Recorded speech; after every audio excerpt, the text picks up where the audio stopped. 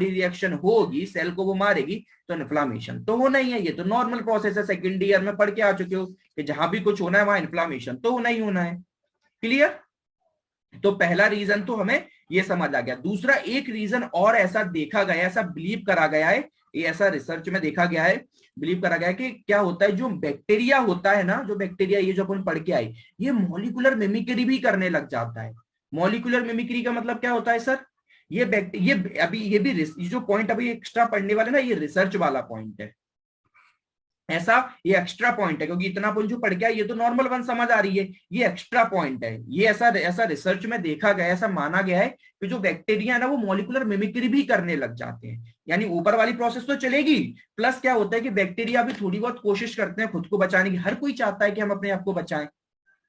तो बैक्टीरिया मालूम क्या करते हैं? बैक्टीरिया एक अलग से ड्रामा करने लग जाते हैं, वो अपने आप को मिमिक करने लग जाते हैं। मिमिक कैसे? कि जो हमारे बॉडी के खुद के सेल्स होते हैं ना, हमारे बॉडी के जो खुद के सेल्स होते हैं वो उनकी तरह एक्टिंग करने लग जाते हैं। तो हमारी जो इम्यूनिटी है वो क्या हो जाती है? कंफ्यूज्ड कि किसको मारें। अब देखो, जिन लोगों में अब बॉडी इम्यूनिटी, तो अब हमारे जो एंटीबॉडीज हैं, क्या हुआ, बहुत सिंपल है, एंटीबॉडीज हैं वो हमारे होते हैं कंफ्यूज्ड। क्यों सर? क्योंकि जो ये जो बैक्टीरिया है ये करने लग जाता है मॉलिक्यूलर मिमिक्री। मॉलिक्यूलर का मतलब, मॉलिक्यूलर मिमिक्री होता है कि ये भैया एक्टिंग करने लग जाता है हमारे खुद के बॉडी के सेल की तरह। जिस और ये क्यों करता है? कि ये इसलिए करता है कि सर जो आपकी नॉर्मल एंटीबॉडीज है वो कंफ्यूज हो जाए और हमारी जगह हमारे जो सेल्स हैं, जो खुद के बॉडी के सेल्स है, उन्हें मारे, हम बचे रहें। लेकिन अगर आप एक नॉर्मल हो, नॉर्मल इंसान हो, तो आपकी एंटीबॉडी सेल कंफ्यूज नहीं होगी, वो इस बैक्टीरिया को मार देंगी। मगर आप ऑटो इम्यून हुए तो आपके एंटीबॉडीज कंफ्यूज हो जाएंगी। क्यों? क्योंकि भैया वो खुद के ही सेल्स को मारने लग गई हैं। क्योंकि क्या हुआ है, चले जो DR3 था वो एक जेनेटिकल मार था, वो एक्टिव होता है, तो हमारी जो एंटीबॉडीज है वो खुद के ही सेल को मारने लग गई। और एक तरीके से क्या है, ये हमारी जीन प्रॉब्लम है ये, और ये ठीक भी नहीं हो सकती। आप किसी के जीन को थोड़ा ना ठीक कर सकते हो। तो एक इसको है ना जीन प्रॉब्लम है, तो वहां पर वो कंफ्यूज होकर खुद के ही सेल को मारने लग जाती है। तो दो पॉइंट हो गए। पहला पॉइंट तो डायरेक्टली मारने लग जाती है। दूसरा पॉइंट ऐसा भी देखा गया कि बैक्टीरिया जब मॉलिक्यूलर मिमिक्री करते हैं तो नॉर्मल बॉडी तो समझ लेती है कि भैया तुम बैक्टीरिया, चलो मरो, एक्टिंग मत करो, हम तुम्हें मार लेंगे, ड्रामा मत करो। लेकिन जिन लोगों में प्रॉब्लम है कि जिनको ये ऐसा है कि जिनके अंदर ये जेनेटिकल मार्कर प्रेजेंट है, उनमें ये मॉलिक्यूलर मिमिक्री पास हो जाती है। उनमें ऑलरेडी वो खुद ही को मार रहा है, ऑलरेडी वो खुद के सेल्स को तो मार ही रहे हैं, प्लस वो इजिली कंफ्यूज भी हो जाते हैं, प्लस वो इजिली बैक्टीरिया के ड्रामा में फंस जाती है हमारी एंटीबॉडी। तो फिर क्या करती है, स्ट्रेप्टोकोका इंड्यूस्ड ऑटो इम्यूनिटी, जो ऑटो इम्यूनिटी करती है, is believed to be the mechanism resulting in rheumatic process. ऐसा बिलीव करा गया कि ये भी साथ साथ ऐसे चलती है। ऊपर है वो तो है ही है कि खुद के सेल्स को मार रही है, मगर ऐसा भी देखा गया कि मॉलिक्यूलर मिमिक्री भी साथ साथ में चलती है। ठीक है ना? और इन सबसे फाइनली क्या होगा, जब हमारी एंटीबॉडीज खुद के ही सेल को मारेंगी तो फाइनली क्या होगा। तो अभी हमने अब मॉलिक्यूलर मिमिक्री करके भी हमने ये पार्ट समझ लिया कि हाँ ऐसा भी होती है। उसमें क्या होता है, तो ऑटो इम्यून करके हमें होने लग जाता है। हम जानते हैं, बहुत बेसिक बात जानते हैं कि भैया जितना भी हमारे बॉडी में क्या होना है, हमारे बॉडी में क्या होना है, जब भी अगर ये सब होना है तो क्या होगा, तो इससे क्या होगा, एंटीजन एंटीबॉडी रिएक्शंस होंगी। अब इसमें जो एंटीजन है वो कौन है, हमारी सर हमारी बॉडी के ही खुद के सेल्स एंटीजन बन गए हैं, खुद के ही ओन सेल्स एंटीजन बन गए हैं। क्यों? वो है नहीं है, लेकिन हमारी खुद की एंटीबॉडी समझने तो लगी है ना उन्हें, तो हम उसको एंटीजन एंटीबॉडी रिएक्शन ही मानना पड़ेगा। भले नहीं है लेकिन मानना तो पड़ेगा ना सर, क्या करें, मजबूरी है। तो इस एंटीजन एंटीबॉडी रिएक्शन जब भी ये होगी, यानी हमारी खुद की इम्यूनिटी भले हमारे सेल्स को मारेगी, तो क्या होगा सर, इन्फ्लामेटरी प्रोसेस तो होनी है। तो initiate cytokinin mediated inflammatory response, इसीलिए हमने स्टार्टिंग में लाइन कहा था। और क्या होगा, इन्फ्लामेटरी प्रोसेस होगी तो हमारे सेल डेथ होंगे, सेल ही तो मिलके आगे चल के टिश्यू बनते हैं, यानी टिश्यू डिस्ट्रक्शन होगा। और आगे चल के जब टिश्यूज डैमेज होने लग जाएंगे तो पूरे के पूरे ऑर्गन्स डैमेज होने लग जाएंगे। क्लियर? इस प्रोसेस को हम कैसे क्या करेंगे वो हम आगे समझेंगे। अभी जो हमने इतनी देर से आपको बात बताया था जेनेटिकल मार्कर के लिए, वो ये लिखी हुई है, in India HLA-DR3 is present more frequently in rheumatic fever patient में ये मिलता है जो जेनेटिकल, बाकी ऐसा नहीं है सिर्फ HLA-DR3 भी, कुछ और भी होते हैं, है ना, लेकिन जो मेजरली होता है उसकी बात हमेशा करते हैं। तो इंडिया में HLA-DR3 उन लोग जिनमें रोमेटिक फीवर मिलता है, उनके अंदर जो मोस्टली लोग हैं उनमें HLA-DR3 मिलता है। ठीक है? बाकी ऐसा नहीं है कि और भी कई होते हैं जेनेटिक मार्कर जो ट्रिगर कर देते हैं, लेकिन हम मेजर का नाम याद रखते हैं। ऐसे ही रूमेटॉइड अर्थराइटिस के लिए DR2 DR4 मेजर याद करा था, और एंक्लाइटिस स्पॉन्डिलाइटिस के HL B27 हमने याद करा था। अब हमें क्या पढ़ना है, जनरली उन लोगों में मिलता है जो बच्चों में बात ही कर चुके थे, चिल्ड्रन हमने एज भी बताई थी, 5 से 10 15 साल के बच्चों में ज्यादा मिलता है, तो mainly in children and adolescent, और जनरली उन लोगों में ज्यादा मिलता है जो सोशियो इकोनॉमिकली डिप्राइव्ड एरिया है ना। अब डिप्राइव्ड एरिया जो थोड़ा जिनकी कंडीशंस ठीक नहीं है, उन लोगों में ये ज्यादा देखने को ऐसा मिला है। बाकी ये मिल किसी में भी सकता है, उन लोगों में ऐसा इसलिए देखने को मिला, दिमाग लगाओ सर क्यों, क्योंकि ये बैक्टीरियल इन्फेक्शन है। अब ऑटोइम्यून तो कोई भी हो सकता है, लेकिन एक बात होती है ना कि बैक्टीरिया का इन्फेक्शन हमें होना भी तो चाहिए, हमारा ट्रिगर भी तो होना चाहिए, तो वहां पर अब उन लोगों में इन्फेक्शन, बैक्टीरियल इन्फेक्शन इजिली हो जाते हैं, थोड़ा सोशल इकोनॉमी, तो उन लोगों में ज्यादा देखने को मिल जाता है जिनमें। अब क्लियर, पैथोलॉजी क्या सर, अभी आप बात कर चुके हो कि सब कुछ अफेक्ट होने वाला है, तो हर्ट भी पूरा अफेक्ट होगा हमने, क्योंकि हमने बात करी थी। अब जो रोमेटिक हर्ट डिसीज है ना, जो हम करके वर्ड पढ़ के जो अभी आए थे पढ़ के, तो उस अगर रोमेटिक हर्ट डिसीज आ जाएगा तो आप जो पैथोलॉजी लिख के आओगे, क्योंकि अब यहीं से डिफरेंशिएट मार्केबल शुरू हो गया आपका। अगर रोमेटिक फीवर आ रहा है तो आपको सबके सिम्टम्स लिखने पड़ेंगे जो जो अफेक्ट हो रहा था, क्योंकि इससे पहले जितना भी पढ़ा वो सब कॉमन था, चाहे रोमेटिक हर्ट डिसीज उसमें भी वो तो मैकेनिज्म तो समझानी ही पड़ेगी ना कि हुई कैसे। अब इसके बाद यहां से एक डिफरेंशिएट मार्कर यहां पर क्लियर हो जाएगा कि अगर रोमेटिक हर्ट डिसीज के नाम से टॉपिक आ रहा है, तो सर जो हम सिम्टम्स पढ़ेंगे वो सिम्टम्स हम पढ़ेंगे किसके, सिर्फ हर्ट के। और अगर हमें फीवर आ रहा है तो हम सबके पढ़ेंगे, तो हम सबके पढ़ते हैं, एग्जाम में जो पूछा जाएगा वो आप समझ लेना, है ना। तो कैरेक्टराइज्ड बाय एग्जीक्यूट एंड क्या, proliferation inflammatory lesions of the connective tissue. Characterize exudative का मतलब होता है कि सीधी सी बात है, सेल डेथ हो रहा है तो पस तो बनना ही है, तो पस बनेगा, है ना। और इन्फ्लामेशन तो नहीं है, प्रोलिफरेटिव इन्फ्लामेटरी लीजन्स तो नहीं है, जब भी एंटीजन एंटीबॉडी रिएक्शन होगी, कोई भी चीज बॉडी में डेथ होगी तो इन्फ्लामेटरी प्रोसेस तो होती ही है। क्यों, क्योंकि इन्फ्लामेटरी प्रोसेस एक तरीके की हीलिंग प्रोसेस की बोलते हैं, क्योंकि कोई भी चीज होगी हमारी बॉडी भले हमें मार रही है, लेकिन हमारी बॉडी कोशिश भी तो करेगी हमें बचाने की।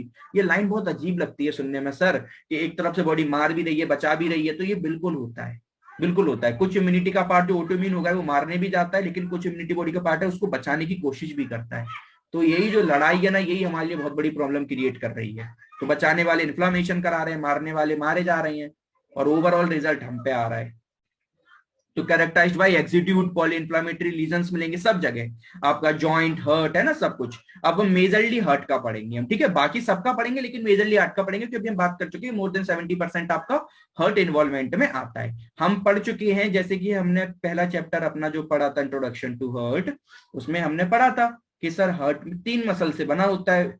सबसे बाहर जो होती है वो कौन सी होती है, जस्ट अ सेकंड, 3 मसल से बना होता है। सबसे बाहर होती है एंडोकार्डाइटिस, होती है कि नहीं, बीच में कौन सी होती है सर, बीच में होती है मायोकार्डाइटिस, नाम में ही है।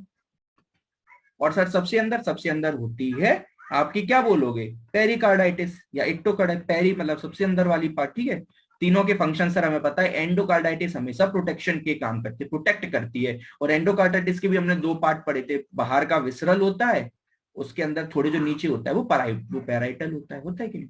इसका मेजरली सर, एंडो का जो मेजरली काम होता है वो प्रोटेक्ट करना होता है हार्ट को। मायोकार्डाइटिस का जो मेजरली काम होता है वो हार्ट को पंप करना होता है। ये याद रखना, ये फंक्शंस पढ़ेंगे तो ये फंक्शन से ही आपको समझ आने वाला है कि क्यों हार्ट फेलियर होगा, क्यों होगा, क्योंकि हम बात क्या कर रहे हैं, तीनों लेयर को अफेक्ट करेगा। तो एंडोकार्डाइटिस भी लेयर अफेक्ट होगी तो उसके रिजल्ट देखिए। मायोकार्डाइटिस का काम क्या है, हार्ट को कॉन्ट्रैक्ट कराना, हार्ट का एक ही काम है ब्लड को पंप करना।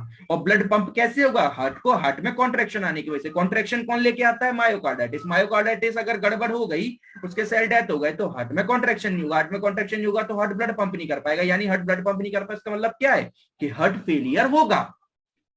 तो समझ गए, हार्ट फेलियर इसमें जो सबसे बड़ा जो डेथ का रीजन है ना, वो मायोकार्डाइटिस का अफेक्ट होना ही है सबसे बड़ा। क्यों, क्योंकि इसमें जो पेशेंट की डेथ होती है वो हार्ट फेलियर की वजह से बहुत ज्यादा होती है, हार्ट फेल हो जाता है। क्यों, कि मायोकार्डाइटिस अफेक्ट हो गई, और वही तो आपका ब्लड पंप कराती है, हो गया तो हार्ट फेल, ठीक है। और पेरिकार्डाइटिस तो सबसे इनर लेयर होती है, वो आपके हार्ट की अंदर की लेयर बनाती है, और उसके जो आसपास के जितने भी पार्ट हैं, वॉल्व्स हैं, वॉल्व समझ रहे हो ना, वॉल्व आप जानते हो, तो आपके जो वॉल्स है, आर्टरीज हैं, उन सब की जो इनर लेयर होती है वो पेरिकार्डाइटिस से ही बनती है। तो आपके इसमें वॉल्व भी अफेक्ट होंगे, आपकी आर्टरी सब अफेक्ट होंगी, यानी हार्ट का कोई भी पार्ट नहीं बचने वाला है। अब एक एक करके इनके सिम्टम्स को समझते चलो, ये बहुत इंपॉर्टेंट है। अब यहां से ऐसे ऐसे नाम आने वाले हैं जिसको सिर्फ याद करना है। पहला नाम रोमेटिक पेनकार्डाइटिस इसको बोलते हैं। क्यों? क्योंकि sir in heart all three layers, endocarditis, myocarditis and pericarditis involve resulting in rheumatic pancarditis. इसलिए हम इसे रोमेटिक पेनकार्डाइटिस भी कहते हैं, क्योंकि तीनों लेयर अफेक्ट हो गई हैं। एक एक करके बात करते हैं। सबसे पहले जो हम बात करते हैं वो हम कैसे पढ़ते हैं? सबसे पहले हम बात करते हैं बाहर की लेयर की, पेरिकार्डाइटिस की। सॉरी, मैंने थोड़ी सी मिस कंफ्यूजिंग हो गई, मैं एक आपसे गलत बोल गया हूं। एक चीज याद रखना, देखो मैंने अभी आपको क्या बोला था, एंडोकार्डाइटिस होती है वो सबसे अंदर की लेयर है, मैं वो पेरी को एक्टो बोल गया हूं। देखो फिर से सुन लो साम, बस वो एक वर्ड की मिस्टेक हो गई है। मैंने क्या बोला था? एंडोकार्डाइटिस, मायोकार्डाइटिस, वो मिस्टेक हो गई बोलने में, जो जल्दी बोल गया हूं। पेरिकार्डाइटिस, पेरिकार्डाइटिस का मतलब होता है सबसे बाहर की लेयर, सबसे आउटर लेयर। नाम में ही है ना, वो नाम में कंफ्यूज हो गया। और एंडो का मतलब ही होता है सबसे अंदर की, ये सबसे इनर लेयर है। ठीक है, बस काम वही है पेरिकार्डाइटिस। ये जो सबसे बाहर की लेयर है, सबसे क्या काम होता है पेरिकार्डाइटिस का? हमने नाम, इन दोनों में नाम का कंफ्यूजन कर दिया था, बाकी सब सेम है। पेरिकार्डाइटिस के क्या होंगे आपके? दो पार्ट होंगे, कौन सा? विसरल और पैराइटल, सबको सेम ही है। कुछ अंतर बस उनने, मैं नाम थोड़ा सा गलत बोल गया था उसके लिए सॉरी। तो पेरिकार्डाइटिस के दो पार्ट है, विसरल और पैराइटल। और पेरिकार्डाइटिस आपकी कौन सी? आउटर वन है। ठीक है, जिसका एक ही काम है प्रोटेक्ट करना। मायोकार्डाइटिस तो बिल्कुल सेम जो हम पढ़ चुके हैं, हार्ट को वो सब कॉन्स्ट्रक्ट वगैरह कराना, ब्लड पंप कराना, तो हार्ट फेलियर क्यों होगा? पेरिकार्डाइटिस। एंडोकार्डाइटिस यानी सबसे अंदर की। तो सबसे अंदर की हमने बात करी थी कि एंडोकार्ड जो सबसे अंदर की है वो क्या बनाती है? हार्ट के वॉल्स, आर्टरीज वगैरह वो सब अफेक्ट होंगे। ठीक है, तो कुछ गलत नहीं बताया, बस मैं वो पेरी में एंडो जोड़ गया और एंडो को पेरी बोल दिया। ठीक है, समझ आ रहा होगा, है ना? क्लियर है ना? एंडो का मतलब अंदर वाला, बस और कुछ नहीं था, बाकी सब वो सही था, बस नाम ऊपर नीचे बोल गया, इसलिए एक्सट्रीमली सॉरी। अब क्या सबसे एक एक करके पढ़ते हैं। सबसे पहले जो बाहर की है पेरिकार्डाइटिस, उसे पढ़ लेते हैं। उसमें क्या प्रॉब्लम नजर आने वाली है? जो सबसे बाहर की लेयर है ना पेरिकार्डाइटिस, उसमें मालूम क्या होगा? अब देखो सीधी सी बात है, कोई भी जब सेल मरेंगे, सेल की डेथ होगी, तो क्या होगा वहां पर? वो सेल का स्पेस, वो जगह खाली होगी, और वहां पर क्या बनेगा? पस बनेंगे। पस बनेगा कि नहीं बनेगा? तो वहां पर क्या होता है पेरिकार्डाइटिस में? मालूम क्या होगा? Produces pericardial effusion. इफ्यूजन का मतलब ही आप समझते हो कि वहां पर फ्लूइड का एक्यूमुलेशन होगा। क्यों? क्योंकि वहां पर डेथ हो रही है। जब भी सेल्स की डेथ होगी तो सेल्स एक्सिक्यूडेट खट्टे होते हैं, यानी पस बनता है वहां पर, सेल डेवरेस होते हैं। सेल्स मर रहे हैं तो पेरिकार्डियल इफ्यूजन होगा और एक थिक सीरस एक्सिडेट बनता है। थिक सीरस एक्सिडेट का मतलब होता है एकदम गाढ़ा पस लाइक फॉर्मेशन हो जाती है, जो मालूम कैसी अपीयरेंस देती है? Bread and butter appearance. अब इसको समझ दो, अभी समझ नहीं आया लेकिन ये बहुत इंपॉर्टेंट होता है। जब भी रोमेटिक फीवर में ब्रेड एंड बटर अपीयरेंस दिखती है पेरिकार्डाइटिस में। कैसी दिखती है देखो, अब मैं दिखाऊंगा ना, तब देखने के बाद आप इसको बहुत अच्छे से क्लियर कर पाओगे। ब्रेड बटर कभी देखा है? ऐसे इमेज दिखती है, जो आउटर है ना, क्योंकि पेरिकार्डाइटिस बाहर की है हमारी, दिख रहा है? ये देखो पेरिका ब्रेड एंड बटर, ऐसा ब्रेड है, इसके ऊपर ऐसा बटर लगा हुआ है ना, तो ऐसी इमेज दिख रही है, दिख रही है हट की। तो क्या हो रहा है, ये जो आपको ऐसा गैप्स दिख रहा है ना, ये बटर के ब्रेड की तरह हो रहा है, और ऊपर जो थिक पस जैसा दिख रहा है ना, ये बटर की तरह एक्ट कर रहा है, इसलिए इसको ब्रेड एंड बटर बोल रहे हैं। क्लियर? क्यों सर ये जो स्पेस क्यों दिख रहे हैं खाली खाली? क्योंकि सेल्स डेथ हो रही है, तो वो स्पेस खाली हो रहे हैं, वो जगह खाली हो रही है, तो वो ब्रेड की तरह दिख रही है। अब जो सेल्स मर रहे हैं वो भी तो वहीं पर है, पस की फॉर्म में, तो वो ऊपर ऐसे दिख रहे हैं। वो कैसे दिख रहे हैं? पस की फॉर्म में, तो वो ऐसा लग रहा है कि जैसे बटर हो, और जो स्पेस खाली हो रही है, जो जगह है, वो ऐसा लग रहा है जैसे ब्रेड हो, इसलिए इसको ब्रेड एंड बटर अपीयरेंस की तरह ये नजर आती है। क्लियर? कौन सी लेयर आती है सर? सबसे आउटर लेयर, पेरिकार्डाइटिस। ठीक है, तो पेरिकार्डाइटिस कब क्लियर हो गया? Pericarditis produces pericardial effusion. Effusion मतलब फ्लूइड जैसा होता है, उससे क्या होता है? थिक सीरस एक्सिडेट यानी पस फॉर्म लाइक स्ट्रक्चर पैदा होता है, जिसकी वजह से ब्रेड एंड बटर अपीयरेंस हमें नजर आती है। तो हमने सबसे आउटर लेयर का पहले पढ़ लिया कि भैया इसमें हमें क्या नजर आने वाला है।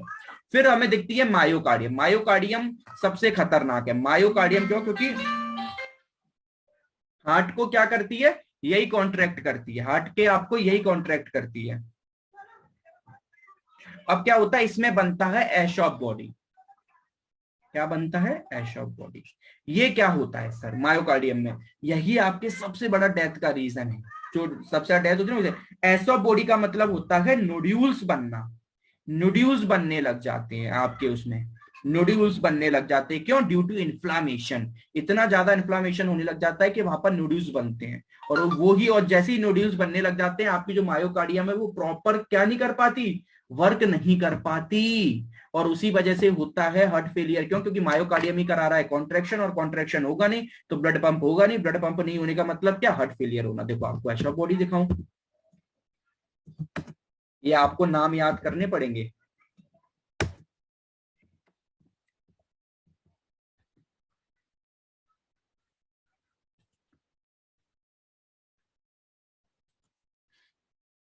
इस तरीके से ये जो आपको स्ट्रक्चर दिख रहा है ना, इसमें जो ये वाला दिख रहा है, ये जो देखो ये कंटिन्यूअसली आपको जो स्ट्रक्चर दिख रहा है, इसको एश ऑफ बॉडी बोलते हैं। ये नोड्यूल्स हैं छोटे छोटे, एक जगह पर ऐसे बन जाते हैं। और ये क्या करते हैं, हार्ट की जो मसल्स है उसका काम क्या है, कॉन्ट्रैक्ट और रिलैक्स करना। ये उसको कॉन्ट्रैक्ट रिलैक्स करने ही नहीं देते।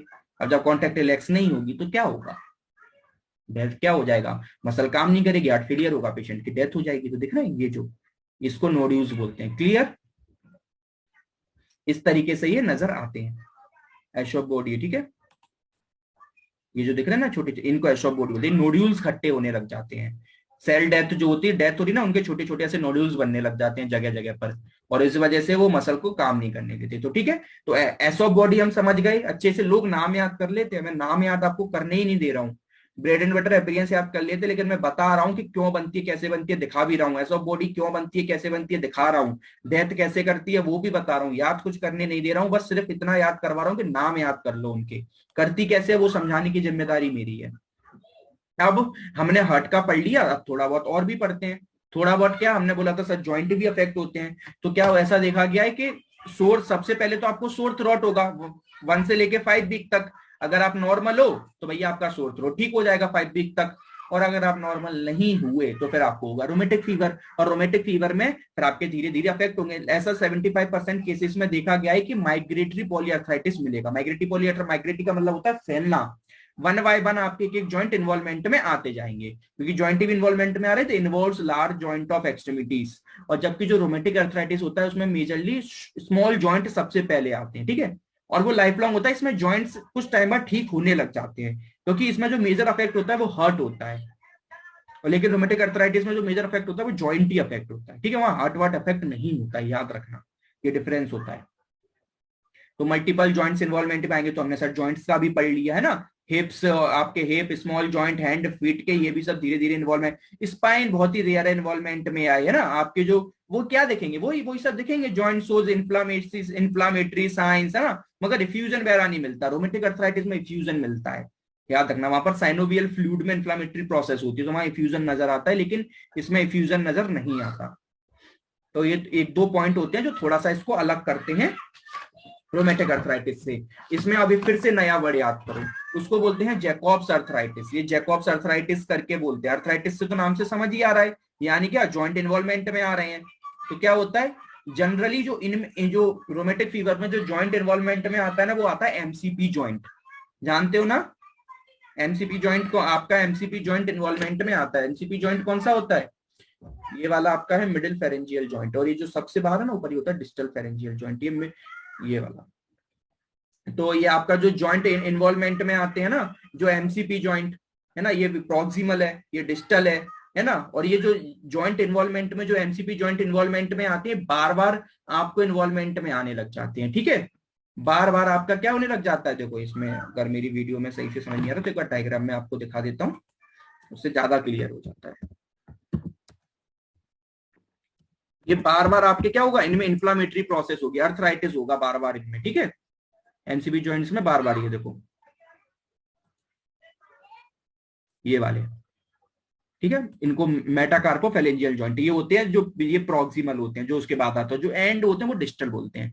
तो ये बहुत ज्यादा इन्वॉल्वमेंट में आई, जहां से फिंगर स्टार्ट होती है। ठीक है, तो ये आपके बार बार, अगर उसको बोलते हैं Jaccoud's arthritis, is a rare deformity है। ये बहुत ही कम मिलती है कि रूमेटिक फीवर में मिले। लेकिन अगर आपके एमसीपी जॉइंट बार बार में इन्फ्लामेशन हो रहा है, बार बार रिपीटेड अटैक्स आ रहे हैं, तो उससे क्या पता चलता है कि रूमेटिक फीवर के आपके बार बार अटैक आ रहे हैं।